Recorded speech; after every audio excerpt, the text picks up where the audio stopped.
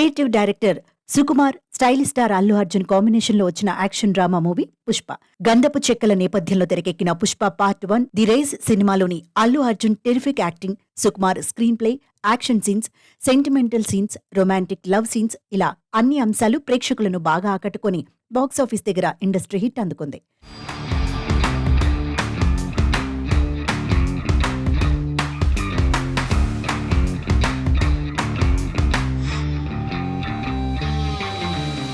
Pushpa part 1 block buster hit అవ్వడంతో అందరూ Pushpa part 2 the rule కోసం ఆసక్తిగా ఎదురుచూస్తున్నారు. ఫస్ట్ పార్ట్ కి మించేలా సెకండ్ పార్ట్ ను తెరకెక్కించడానికి సుకుమార్ చాలా శ్రమిస్తున్నాడు. పుష్ప 2 పై ప్రేక్షకుల్లో భారీ అంచనాలున్నాయి.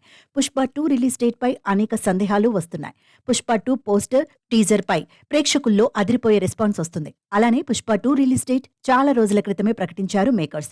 ఆగస్టు 15న పుష్ప 2 విడుదల కానుందని చిత్ర బృందం అధికారికంగా ప్రకటించేసింది. అయితే తాజాగా ఈ సినిమా రిలీజ్ డేట్ గురించి ఓ రూమర్ వినిపిస్తోంది. తాజాగా ఈ వార్తలపై చిత్ర బృందమే క్లారిటీ ఇచ్చింది.